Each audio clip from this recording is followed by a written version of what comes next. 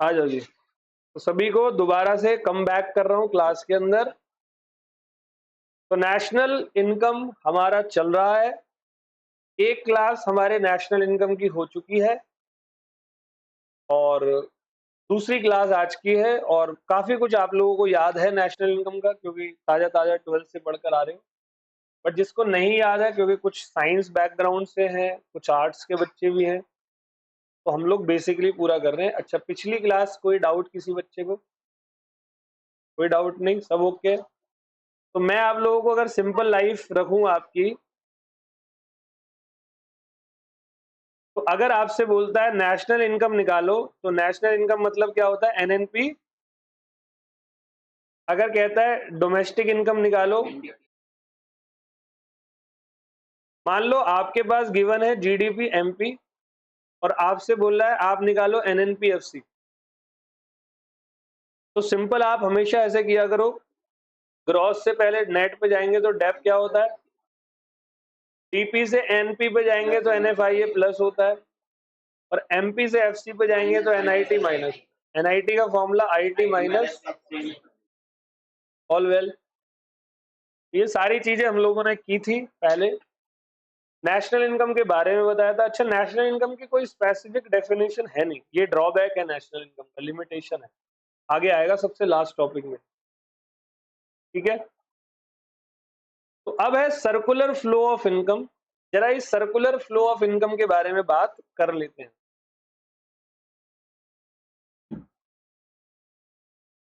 ये आप लोगों ने पहले पढ़ा हुआ है सर्कुलर फ्लो।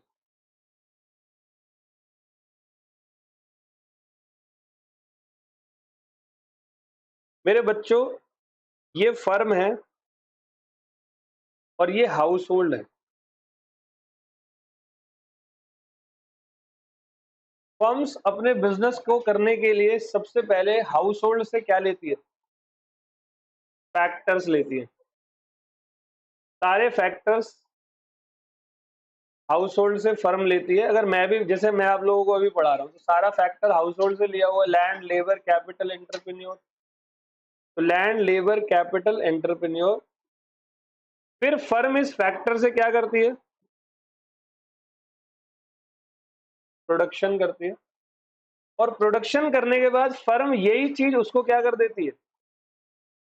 इसको हम कहते हैं डिस्ट्रीब्यूशन।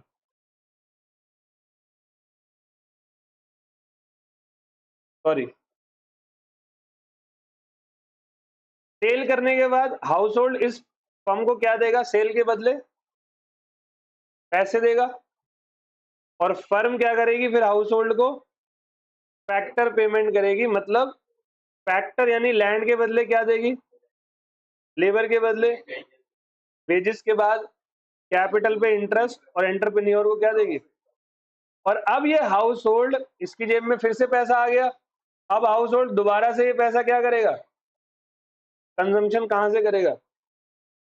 फर्म से ही करेगा। जैसे आपने पैसा कमाया, मेरे से कमाया, तो आप खर्च किस पे करोगे? मेरे ऊपर ही करोगे। मैं फर्म हूं, एक की बात नहीं हो रही, सारे फर्मों को मिला के कह रहा हूं। किसी फर्म से आपको नौकरी मिल रही है तो किसी दूसरी फर्म का सामान खरीदोगे या नहीं? तो वो सारा पैसा वापस किसके पास चला जाता है?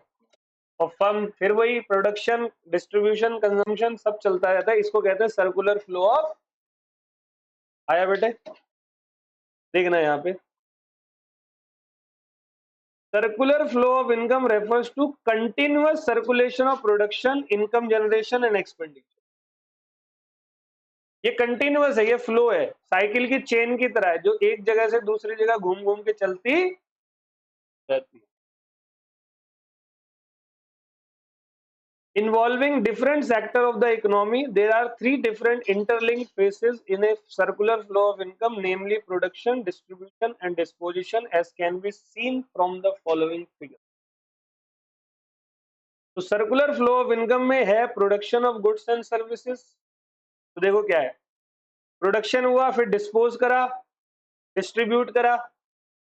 देखो पहले डिस्पोज करा, इन्होंने डिस्पोज करके पैसा दिया, वो पैसा इनको डिस्ट्रीब्यूट किया, वही डिस्ट्रीब्यूशन इन्होंने क्या करा?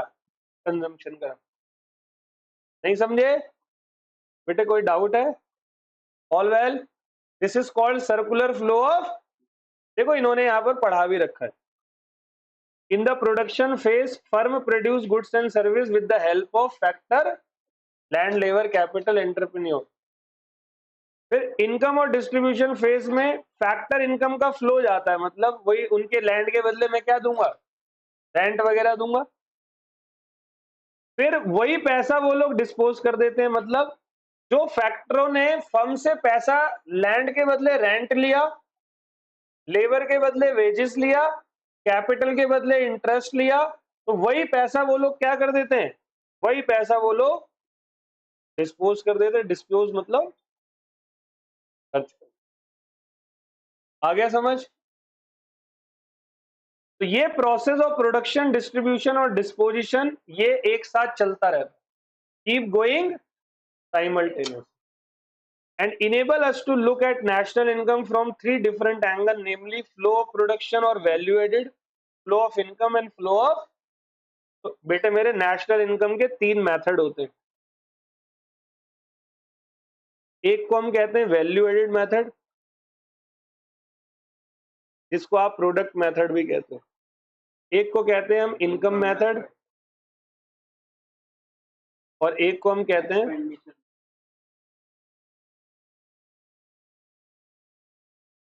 All well. याद रखना सबके सब सारे बच्चे वैल्यू एडेड मेथड में आंसर निकलता है जीडीपी, इसको आप जीवीएएमपी भी बोलते हैं। इनकम मेथड में आपका आंसर निकलता है एनडीपी, और एक्सपेंडिचर में भी। अब इसके बेसिस पर आपसे जो पूछे आप वो कर लो। मान लो आपका एक्सपेंडिचर मेथड है क्वेश्चन का, और आपसे बोला है कि भाई नेशनल इनकम निकालो, मतलब एनएनपी, पहले आप क्या निकाल लोगे, जीडीपी एमपी से क्या कर लोगे, समझ गए सब? तो मैं अभी तीनों मेथड को एक्सप्लेन करूंगा आगे, बट फिलहाल बता देता हूं नेशनल इनकम के तीन मेथड होते हैं, एक वैल्यू एडेड, एक इनकम, और एक एक्सपेंडिचर।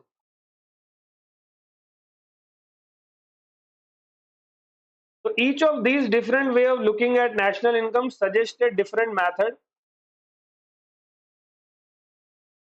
of calculation, और सब तीनों में अलग अलग तरीकों से कैलकुलेशन होती है, and require a different set of data. The details in respect of what is measure and what data is required of all three methods mentioned above are given in the following tables. तो देखना बच्चे, पहला कौन सा है, value added method. तो मैं ना एक काम करता हूं, इसको अभी 1 मिनट बाद समझाऊंगा, पहले वैल्यू एडेड मेथड के बारे में बताता हूं। कौन सा मेथड है,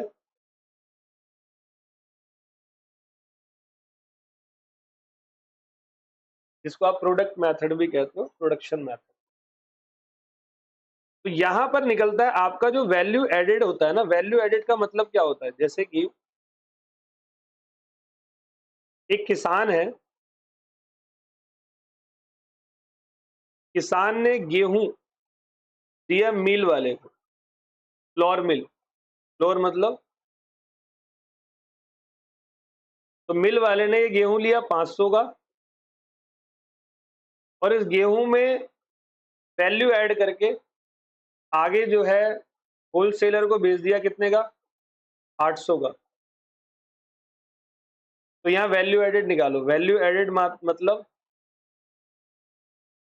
sales minus intermediary consumption. Sale कितने की करी, इंटरमीडियरी कितने का था, तो वैल्यू कितने की ऐड करी, दिस इज वैल्यू एड। बेटे हुई है नहीं हुई? अब मान लो होलसेलर ने क्या करा,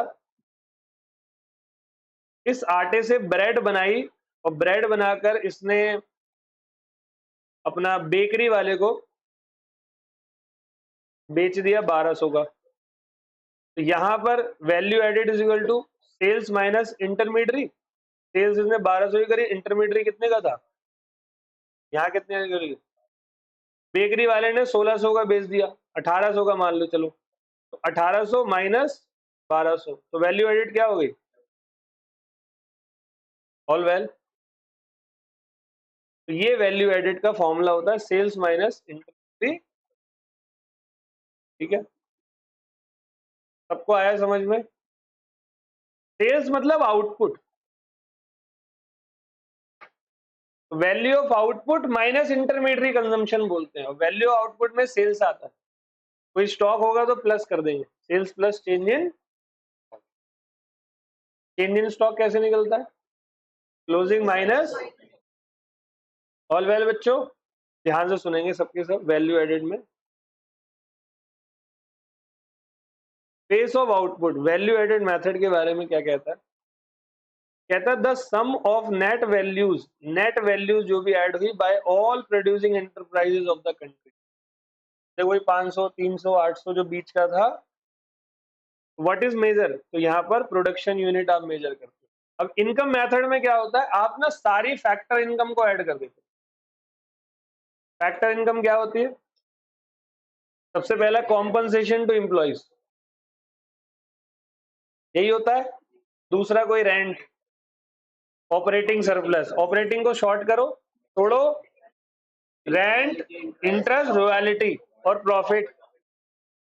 और प्रॉफिट में देख लेना आप लोगों को, प्रॉफिट में कॉर्पोरेट टैक्स, डिविडेंड वगैरह, और एक होता है मिक्स इनकम। मतलब टोटल जो इनकम होती है बंदे को, वो सब कुछ क्या कर लो, ऐड कर लो। आपका आंसर आएगा एनडीपी एफसी।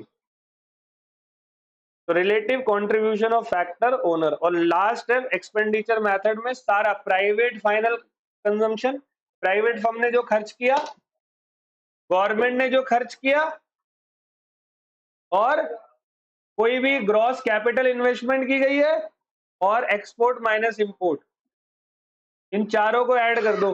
ये मेरा एक्सपेंडिचर हो गया, आंसर आएगा जीडीपी। ऑल वेल, तो ये निकलता है जितना आपने खर्चा किया।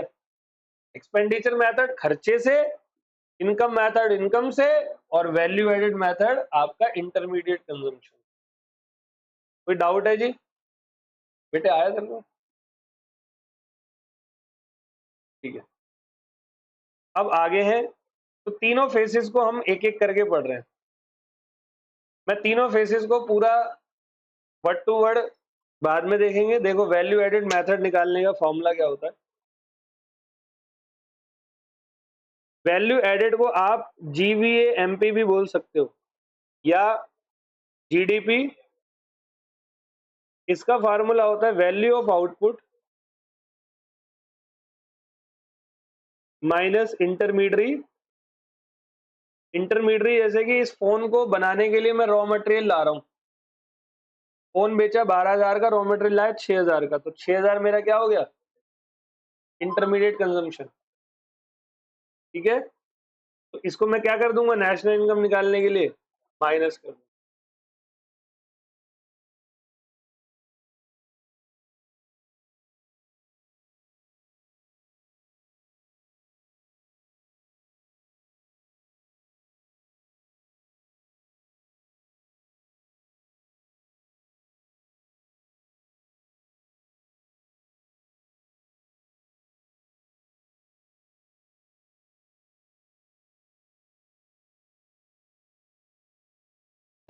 ठीक है, तो देखो सबसे पहले मैं जीवीए एमपी या जीडीपी एमपी निकालने के लिए क्या करूंगा, मैं पहले तीनों सेक्टर, सारे सेक्टरों का ऐड कर लूंगा। Value of output, primary, secondary और, कर लिया। क्वेश्चन में दे रखा होता है सब कुछ। फिर मैं जीवीए एमपी निकालूंगा, value of output minus intermediate. और मान लो वैल्यू ऑफ आउटपुट क्वेश्चन में नहीं दे रखा हो, तो दे रखा होगा चेंज सेल्स और क्लोजिंग और ओपनिंग स्टॉक। तो sales plus change in stock निकालोगे, चेंज निकलता है क्लोजिंग माइनस, वही बताना है, अभी बताना है। अब आ जाओ आगे।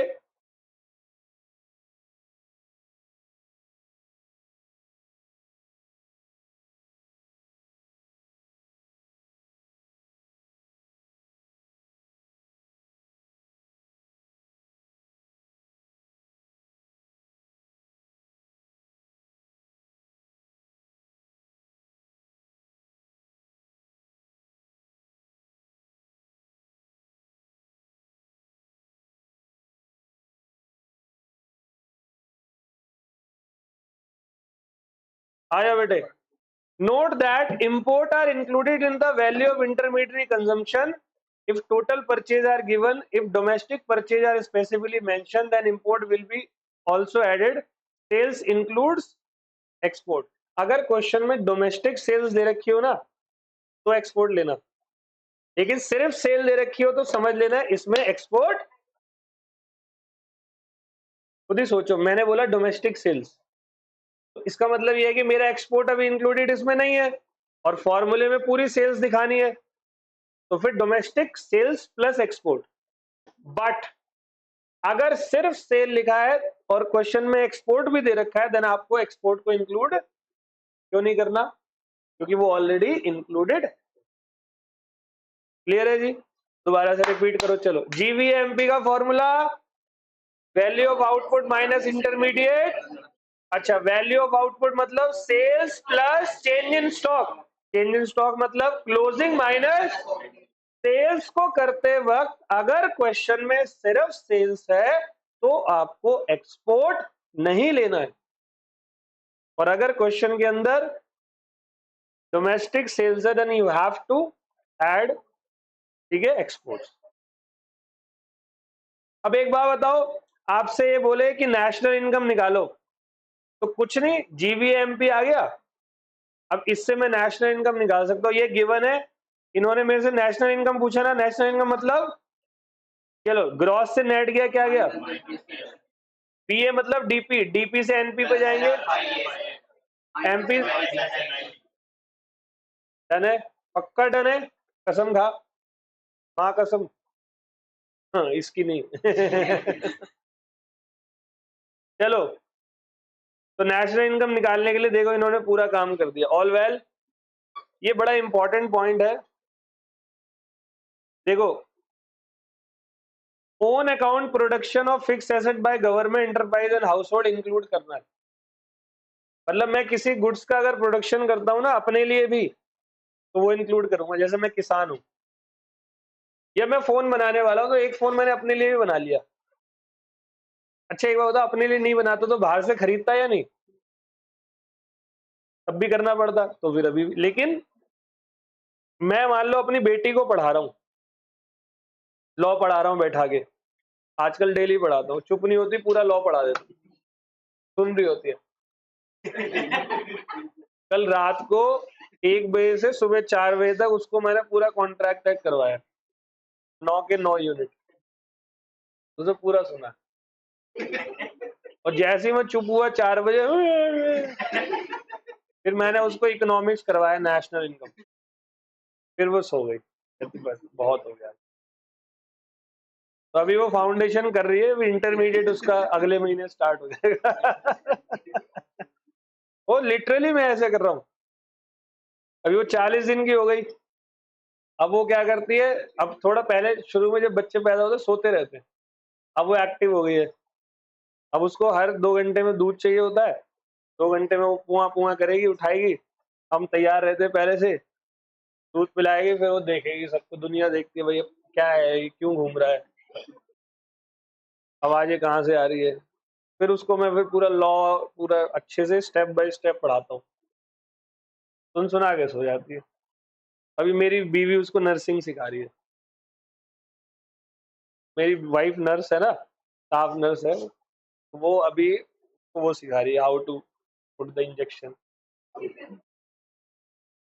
वो अभी सीख रही होगी, फिर मैं जाके कुछ सिखा दूंगा, तो ऐसे चलता रहेगा तो मैं अपने बच्चे को अगर कुछ सिखा रहा हूँ, जैसे एक डॉक्टर अपने बच्ची को गोली दे देता है, दवाई, गोली वो वाली नहीं जो हम लोग देते हैं, दवाई वाली, तो तो अब मैं पैसे मांगूंगा अपनी बेटी से, ला बेटा 800 रुपये हो गया, समझ गए बात को, तो ऐसा नहीं होगा। तो सर्विसेज इंक्लूड नहीं करना, बट अगर गुड्स सेल्फ कंजम्पशन किया तो include. Imputed value of production, ये तो बता दिया। Imputed rent of owner occupied houses, ये इंक्लूड करना है। जैसे मान लो मेरा खुद का घर है, अगर नहीं होता तो मैं किराया देता या नहीं, तो इंक्लूड करूंगा, मतलब मैं एज्यूम करूंगा मेरे घर का किराया 12,000 है, वो मेरी नेशनल इनकम में इंक्लूड। नहीं समझे? नहीं समझा बेटे? तेरा अपना घर है, तेरे घर अपना है कहाँ पे? तो वहां पर किराया मान ले, अगर तू किराए पे रहता, पापा किराए पे रहते तो 8-10 हजार रुपए किराया देते, 15 हजार मान ले, 10 हजार मान ले चल। तो अब किराया बच रहा है ना, इसी को नोशनल वैल्यू कहते हैं, इम्प्यूटेड वैल्यू। तो वो तेरी नेशनल इनकम होगी, समझ गया? और चेंज इन स्टॉक, अब करेंगे इनकम मेथड बेटा, ओके। अच्छा एक चीज और बताऊं, सेकेंड हैंड गुड्स अगर दोबारा बेचा तो इंक्लूड, कोई भी शेयर डिवेंचर अगर बेच रहे हो इंक्लूड, ना तो वो गुड्स है ना सर्विसेज है, वो एक पेपर है। क्या बेटे? हाँ पहली बार में। सेकेंडरी मार्केट में बेचोगे तो इंक्लूड, डबल काउंटिंग हो जाएगी। डन है भाई? चलो अब करते हैं बात इनकम मेथड की। इनकम मेथड में मेरे बच्चे क्या आता है? एनडीपी। कैसे निकलता है देखो, कॉम्पनसेशन टू एम्प्लॉइज। अब कॉम्पनसेशन टू एम्प्लॉय में क्या होगा, एक तो वेजेस होगा इन कैश, और एक होता है वेजेस इन काइंड, और एक होता है एम्प्लॉयर्स कंट्रीब्यूशन। यहां याद रखना एम्प्लॉयर्स होना चाहिए, एम्प्लॉय का नहीं। इन पीएफ, प्रोविडेंट। तो क्वेश्चन में अगर कॉम्पनसेशन टू एम्प्लॉयज दे रखा है तो पक्की बात है ये अंदर वाले तो ऑलरेडी इंक्लूडेड है, तो अंदर वालों को काउंट नहीं करना दोबारा। बट अगर ये नहीं दे रखा तो ये काउंट कर लो, all well. Plus rent, interest और रॉयल्टी, प्लस प्रॉफिट। अब अगर प्रॉफिट दे रखा है तो ठीक है, प्रॉफिट नहीं दे रखा होगा तो प्रॉफिट के अंदर का दे रखा होगा आपको, जैसे डिविडेंड और कॉर्पोरेट टैक्स, ठीक है, और रिटेन अर्निंग। तीन चीज दे रखी होगी, डिविडेंड, कॉर्पोरेट टैक्स और रिटेन। अगर ये दे रखा है, ये नहीं दे रखा तो ये ले लो, और प्रॉफिट दे रखा है और ये सब दे रखा है तो इनमें से कुछ भी, क्योंकि वो ऑलरेडी इंक्लूडेड है, देना बेटे बोतल। और एंड में निकाल दो क्या, मिक्स इनकम। तो आपका आंसर क्या आएगा? NDP FC.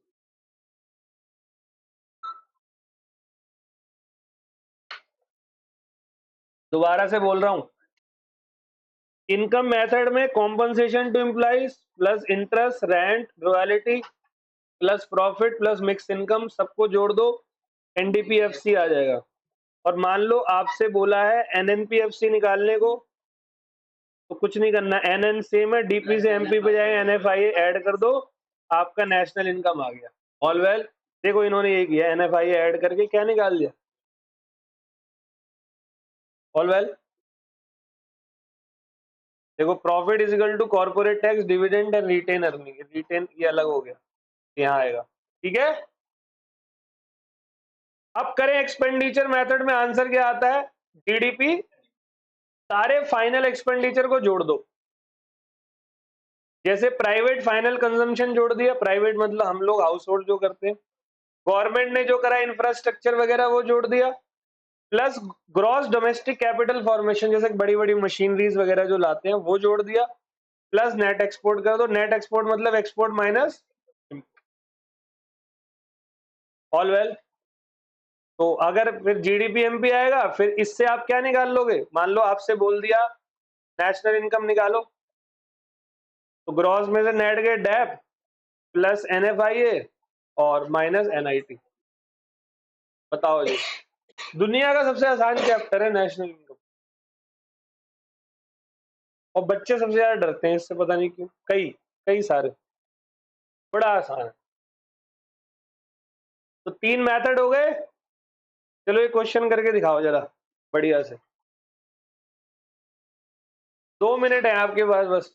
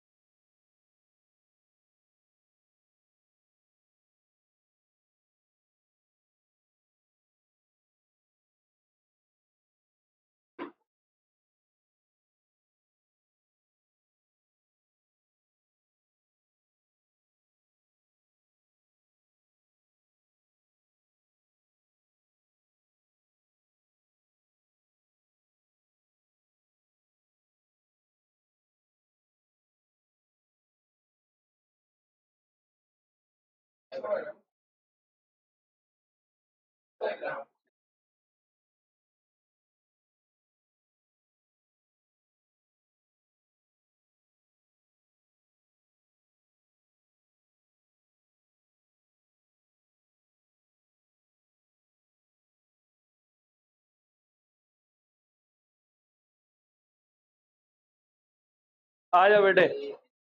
चलो जी, ये क्या बोल रहा है, नेशनल इनकम निकालो वैल्यू एडेड मेथड से। तो सबसे पहले क्या निकलता है, सबसे पहले जीवीएमपी निकलता है।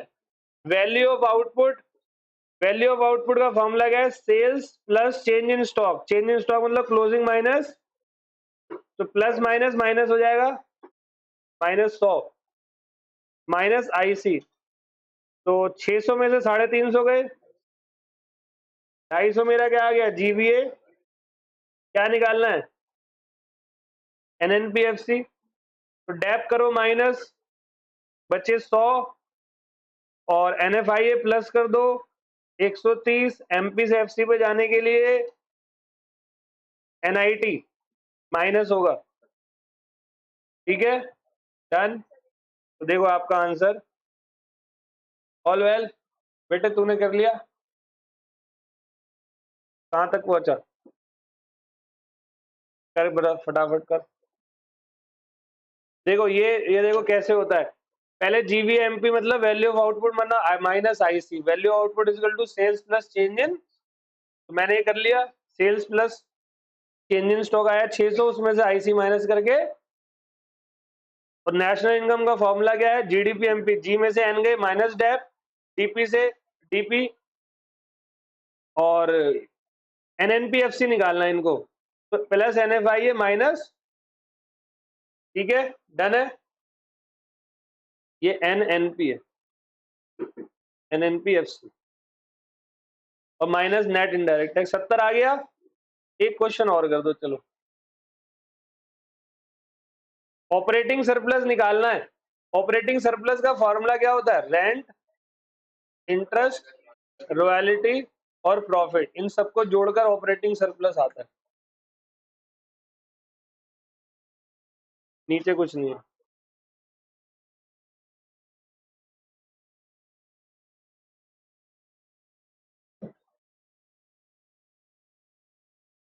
क्या है भाई, ऑपरेटिंग 1500 है, 700 कहां से ले आए तुम। पहले पहले निकालो जीवीएमपी। तो जीवीएमपी कैसे निकलेगा, सेल्स, सेल्स क्या है 4000, चेंज इन स्टॉक कुछ है क्या, इंटरमीडिएट कंजम्पशन 600, क्या आ गया 3400, ठीक है। इससे क्या आ गया मेरा, देखो यहाँ पर 3400 जीवी आ गया। तो जीडीपी एमपी और जीवीएमपी सेम होता है, तो एनडीपी एमपी निकाल लो अब। NDP MP is equal to GDP MP. तो ग्रॉस से नेट पे गए, डेप क्या हो जाता है बेटे, ये कंजम्पशन ऑफ फिक्स कैपिटल को हम क्या बोलते हैं। तो 3400 माइनस 200 क्या आ गया, 3200 आ गया एनडीपी एमपी। अब एनडीपी एफसी निकाल लो, माइनस एनआईटी करो, एनआईटी मतलब 500, कितना आ गया, यानी कि इनकम मेथड का एनडीपीएफसी क्या आ गया। तो एनडीपीएफसी का फॉर्मूला क्या होता है, compensation to employees plus operating surplus plus mix income, यही होता है ना भाई, बेटे आ रहा है। तो एनडीपीएफसी 2700, कॉम्पनसेशन देखना 800 plus operating surplus plus mix income देखो 400, तो 1500 आपका आ गया ऑपरेटिंग सरप्लस। कैसा लगा जी। और तुम लोग क्या कर रहे थे बे, उल्टे सीधे आंसर निकाल रहे हो, कैलकुलेटर से सॉल्व क्यों नहीं करते, रेंट क्यों नहीं लिया, अच्छा सही है। अब ये सारे क्वेश्चन होमवर्क है तुम्हारे, कर लोगे बेटे, पक्का बेटे, सारे क्वेश्चन तुम्हारे होमवर्क है। चलो अगला टॉपिक देखो, अब बस ये खत्म होने वाला है, 15 मिनट में खत्म हो जाएगा। ठीक है, इसके बाद अकाउंट्स की क्लास है ना, फिर से हमारी जिंदगी बहुत अच्छी है। अब आ जाओ जी, the system of regional accounts in India. पहले बताओ रीजन मतलब क्या होता है। ये रीजन वाला नहीं जो तुम लोग देते रहते हो, सर इसकी वजह से लेट हो गया।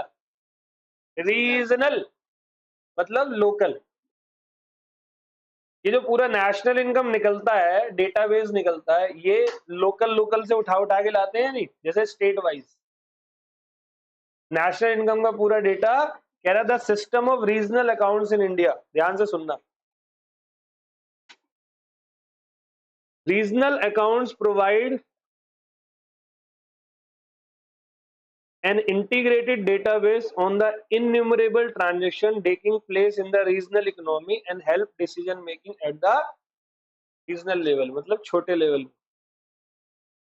At present, practically all the state and UT of India compute state income estimate and district level estimate. National कैसे निकलता है? जब तक छोटा स्टेट ना निकालो। और स्टेट कैसे निकलता है? वो अपने डिस्ट्रिक्ट पे जाता है। तभी सबको एंड में बाद में क्या कर देते हैं, ऐड ऑन कर। स्टेट इनकम और नेट स्टेट डोमेस्टिक प्रोडक्ट, मतलब एक तो होता है जीडीपी ग्रॉस डोमेस्टिक, एक होता है state GDP. is a measure in monetary term of value of all goods and service produced in a state within a given period of, मतलब national income का मतलब होता है with in a given period of time, पूरे देश के अंदर जो गुड्स एंड सर्विस आप प्रोड्यूस करते हो। अब इसी को स्टेट इनकम को कैसे निकालोगे? जो स्टेट के अंदर पर capital state income is obtain by dividing the NSDP by mid year projected population of the. तो स्टेट का पर कैपिटल, जैसे दिल्ली की मान लो पॉपुलेशन 5 करोड़ है, तो दिल्ली का जीडीपी जो है वो 10 लाख करोड़ है, तो 10 लाख करोड़ डिवाइड बाय 5 करोड़, पर कैपिटल इनकम आ गई। ऑल वेल, आगे बढ़ते हैं।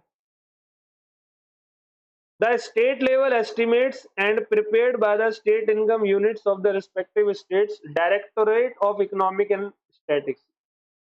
इस पे मार्क कर लेना, पेपर में आएगा ये लोग रिकॉर्ड रखते हैं।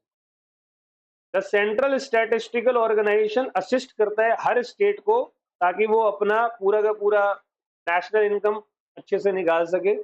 रेलवे, कम्युनिकेशन, बैंकिंग, इंश्योरेंस, ये सारे के सारे जो है हेल्प करते हैं। ऑल वेल, रीजनल समझ में आ गया। रीजनल का मेन मुद्दा आपका ये वाला है, इसको डायरेक्टोरेट ऑफ इकोनॉमिक्स एंड, चलो जीडीपी एंड वेलफेयर, ये आपका 12th क्लास में भी था। जीडीपी और वेलफेयर का क्या संबंध है? आपको पता है जीडीपी बहुत अच्छा हो का मतलब ये नहीं है कि आपकी कंट्री में सब लोग अच्छे, क्योंकि इनकम इनइक्वालिटी भी बहुत है। तो ऐसी कुछ बातें हम लोग पढ़ने वाले। Can the GDP of a country be taken as an index of the welfare of people in that country? पूछ रहा है, बता नहीं रहा। There are many reason to dispute the validity of GDP. मैं खुद कह रहा हूं कि जीडीपी बहुत अच्छे का मतलब ये थोड़ी सब अच्छे, बहुत गरीब लोग भी हैं। इनकम इनइक्वालिटी है, जीडीपी अच्छा है तो अंबानी की वजह से, बाकी लोग। तो as a perfect measure of wellbeing, in fact GDP measure our ability to obtain many requirements to make our life better, yet leave out many important aspects which ensure good quality of life for all. GDP measures exclude the following which are critical for the overall well-being of the citizens. Number A, income distributions, and therefore GDP per capita is a completely inadequate measure of welfare. Income distribution क्या है?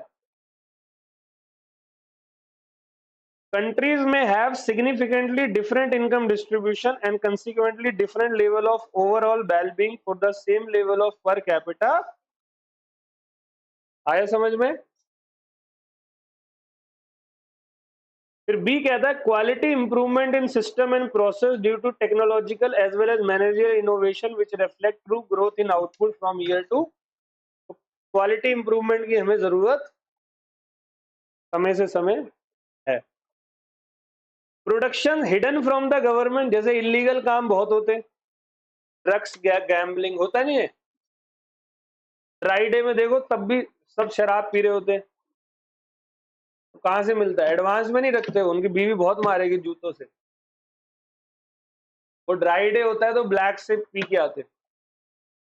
तो जो दारू तुम्हें 150 रुपए की मिलती है छोटी वाली दुकान से, वो वहां जाके 250 रुपए की मिलती है ब्लैक से। इतना प्रॉफिट ठेके वाला नहीं कमाता जितना वो कमा लेता है। Non market production with a few exception and non-economic contributor to well-being of example, जैसे health of country citizen, उसका एजुकेशन लेवल, पॉलिटिकल पार्टिसिपेशन और सोशल और पॉलिटिकल मेजर्स है, इनको भी देखना है। जीडीपी बढ़ रही है, सरकारी हॉस्पिटल की हालत खराब है, वहां जाके 10 बीमारी लेके ही आते हैं बंदे। गए थे खांसी सही कराने, टीवी लेके आ गए।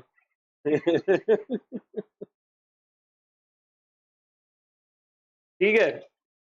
The disutility of loss of leisure time, we know that other things remaining the same, a country's GDP rise if the total hour of work, तो भाई ज्यादा काम करूंगा तो मैं घर को क्या समय दूं? फॉरेन कंट्री, अब यूएस में पता है क्या होता है, आप ऑफिस से निकल जाओ, आपको कोई कॉल नहीं कर सकता, मैनेजर वगैरह। करेगा तो हाय क्या हाल है, आओ यू, दारू पीने चल रहे हैं, बस ये नहीं बोलेगा ऑफिस आ जा संडे को। और हमारे यहाँ भाई साहब ये इंडिया है, यहाँ आप 8 घंटे एग्रीमेंट साइन करोगे, 12 घंटे काम करोगे, उसके बाद बोलेंगे तू तो काम ही नहीं करता। संडे मंडे ट्यूसडे सब ओके है यहाँ पर, सही है। फिर कहता है इकोनॉमिक बैड्स, फॉर एग्जांपल जैसे क्राइम, पोल्यूशन, ट्रैफिक, ये सब क्या करेंगे जीडीपी का जब इतनी बुरी हालत है तो। The volunteer work and service rendered without remuneration undertaking in the economy, कई लोग वॉलेंट्री काम करते हैं ना बिना पैसे लिए। Even though such work can contribute to social wellbeing as much as paid work, जबकि वो पेड वर्क के बराबर ही इक्वल है, लेकिन कई लोगों को क्या करना पड़ता है? वॉलेंट्री करना पड़ता है। तो क्यों करना पड़ता है वॉलेंट्री? ऐसी जीडीपी का क्या फायदा है कि कई लोगों को तुम्हारी कंट्री में फ्री में काम करना पड़ रहा है क्योंकि तुम नहीं कर रहे हो। आया समझ में?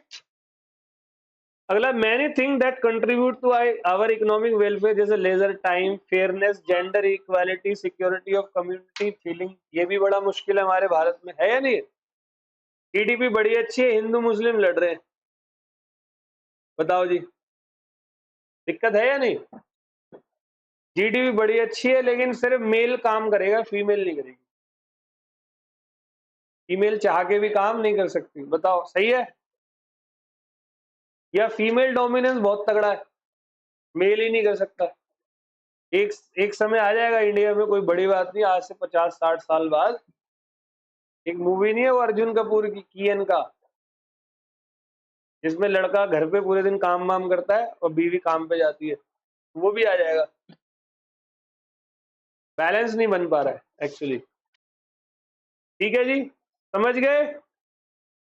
The distinction between production that makes us better off and production that only prevent us from becoming worse off, जैसे डिफेंस एक्सपेंडिचर पुलिस प्रोटेक्शन में बहुत जा रहा है, क्यों जा रहा है? तुम सही से रहो, नहीं जाएगा। आए दिन दंगे कर दे तो सालों, तो चारों 2020 में कोविड से तुरंत पहले दंगे हुए थे,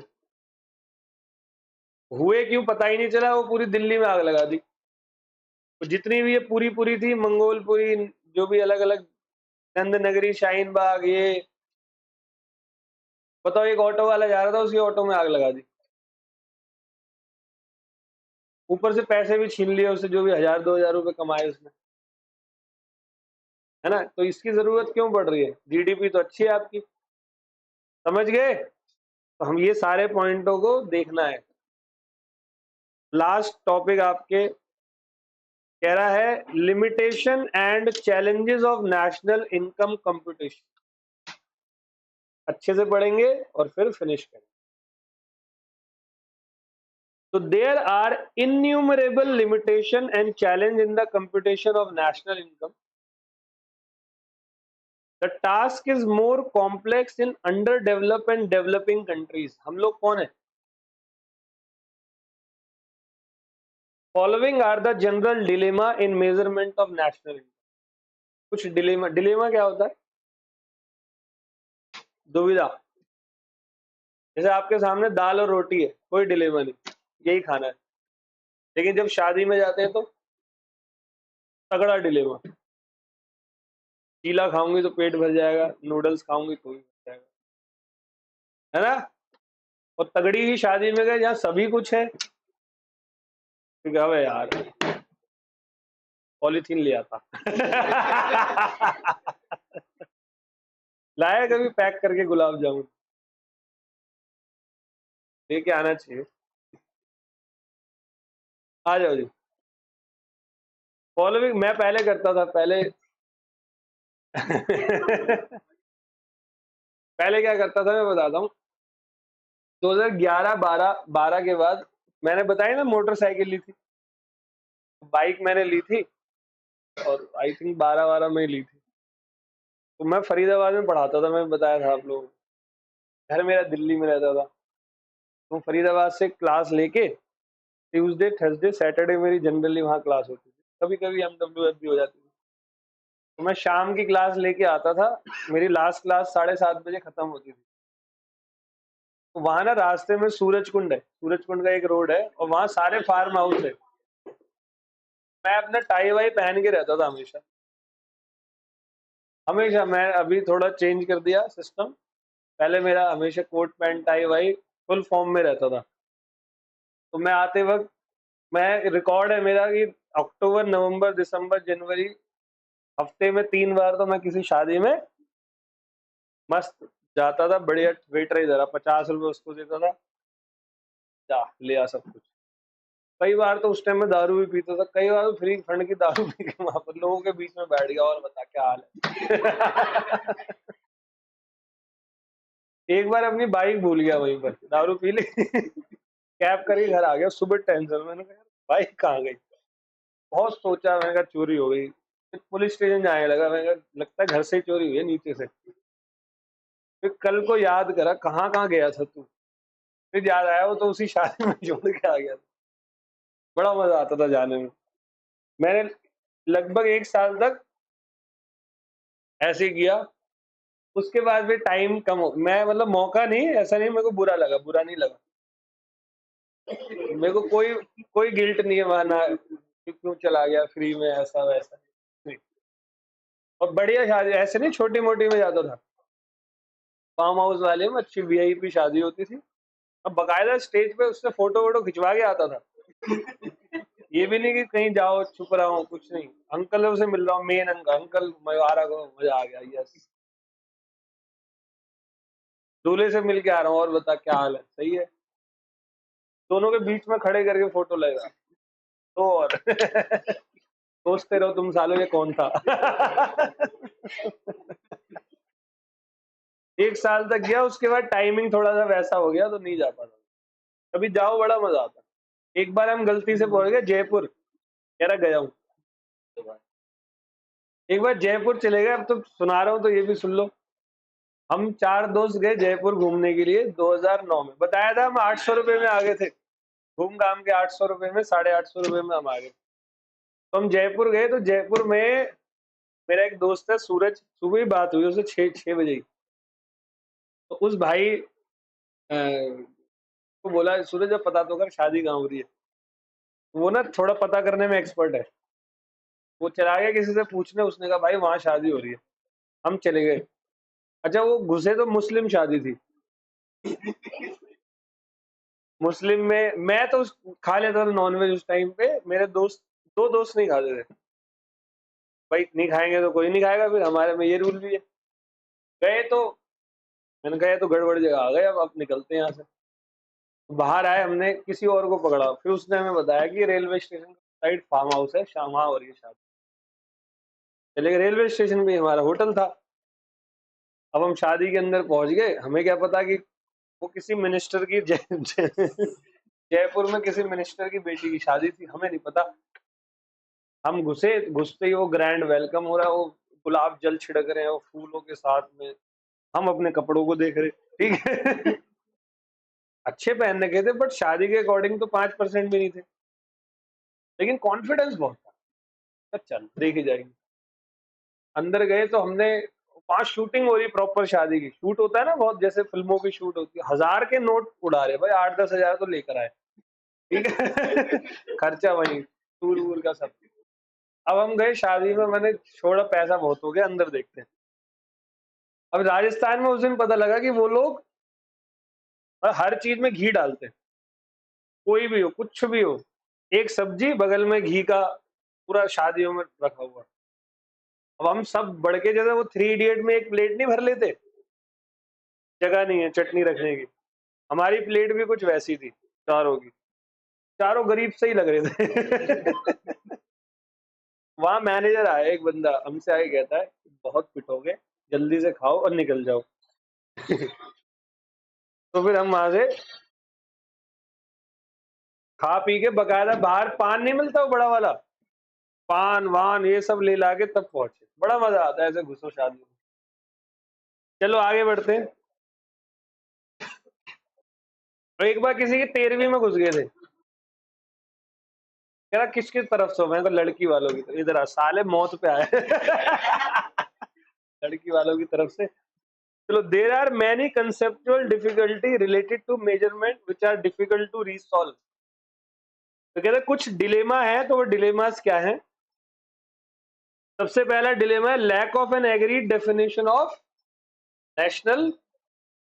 नेशनल इनकम की एग्रीड डेफिनेशन जो है वो नहीं है क्या किसी के पास? वो तो ये कहते हैं goods and service in the year, जो भी आप प्रोडक्ट वो करते हो। Accurate distinction between final goods and intermediate नहीं है, बताओ है? हो सकता है किसी का इंटरमीडिएट उसके लिए फाइनल हो। तो दूसरी इशू, तीसरा है issue of transfer payment. Transfer payment क्या होता है? जो वन साइडेड यूनिलेटरल पेमेंट होती है, जैसे विदेश से बच्चे ने अपने पापा को पैसे भेज दिए, या मैंने किसी को गिफ्ट दे दिया। अब वहां बड़ा इशू होता है, हम कह रहे हैं गिफ्ट है, तुम कह रहे हो ये तो इनकम है। जैसे आप सीए इंटर में पढ़ोगे, इनकम फ्रॉम अदर सोर्सेज, वहां 50,000 रुपए से ज्यादा गिफ्ट अगर मिलता है तो टैक्सेबल होता है। शादी पे नहीं मिलना चाहिए, या डेथ पे नहीं मिलना चाहिए, वैसे normally. Service of durable goods, ये भी बड़ी टेंशन है। Difficulty of incorporating distribution of valuation of a new goods at constant price, समझ गए? Real GDP. चल अभी करंट प्राइस रहा है और आप वैल्यूएशन कर रहे हो किस पे? आंसर आपका सही, वैल्यूएशन ऑफ गवर्नमेंट। और भी चैलेंजेस है, देखते हैं क्या है। Inadequacy of data and lack of reliability of available data. पहली बात तो पूरे देश की नेशनल इनकम का डेटा जो आप बोल रहे हो, कैसे कह सकते हो एक्यूरेट है? जो तुम्हारे ऑफिस का पंखा तो सही से चलता नहीं और तुम कह रहे हो देश की नेशनल इनकम हमने निकाली है, नहीं समझे? दूसरा, presence of non monetize sector. कई सारे नॉन मोनेटाइज सेक्टर भी है, उनकी प्रेजेंस की वजह से कंफ्यूजन हो जाती है। सेल्फ कंजम्पशन, अब बताओ क्या माने? जैसे हम कह रहे हैं self consumption will be included in the national. अब कौन बंदा बताएगा सेल्फ कंजम्पशन में मैंने क्या खाया, कितना दिया, कितना अपने लिए लिया? Absence of recording of income due to, पढ़े लिखे ही नहीं हम, आया पैसा खर्च करा, हो गया कैश दे दिया, सब बराबर। कितना कमाया जी? कमा लिया होगा 2-4 लाख रुपए, कमाया था 20 लाख। जैसे हमारे भारत में हर कोई गरीब है, बनिए देखो, गरीब ही रहते। उन्हें घर का नाम होता है कुटिया, बंगलो होता है 8 मंजिल का। बाहर लिखते कुटिया। और टा की जगह ता लिख के आ जाओ, भाग जाओ, ठीक है। Lack of proper occupational classification, आ जाओ। लैक ऑफ, अच्छा पूरा आपका इधर आ जाओ। लैक ऑफ प्रॉपर ऑक्यूपेशनल क्या क्लासिफिकेशन, मतलब आपका जो ऑक्यूपेशन है उसकी क्लासिफिकेशन ही नहीं है पूरी। जैसे हम कह रहे हैं ऑक्यूपेशन क्या होता है, इसका मतलब है ना, और accurate estimation of consumption of fixed, depreciation का एस्टिमेशन एक्यूरेट तुक्के से लगा देते हैं। जैसे हम लोग तुक्के, लैपटॉप लिया 2 ही साल चलेगा, 100% डेप्रिसिएशन, सही है। तो ये बेटे मेरे पूरा का पूरा ये समरी है यहाँ से। ऑल वेल, ये हमारा क्या कंप्लीट होता है, नेशनल इनकम। सभी को क्वेश्चंस देखने, कितने क्वेश्चंस हैं बेटे, 14 क्वेश्चंस हैं।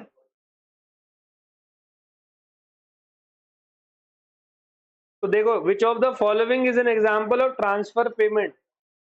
ओल्ड एज पेंशन होता है, स्कॉलरशिप भी होता है, फ्लड्स में जो आपको कॉम्पनसेशन मिला, मतलब all of the mix income of the self employed means, mix मतलब net profit receive by self employed people नहीं, outside wages receive by self employed नहीं, combined factor payment which are not, ये होता है। मतलब किसी ने हमें कंबाइंड फैक्टर पेमेंट करी जिसको आप डिस्ट्रीब्यूट नहीं कर सकते, इसको क्या कहते हैं। Which of the following is added to national income by calculating personal income. Personal income में ट्रांसफर पेमेंट इंक्लूड होती है, पर्सनल में, ऑल वेल, पर्सनल में होती है ट्रांसफर। देखो ये, तो ये 15 क्वेश्चन कर लोगे आप, तो मिलते हैं आपसे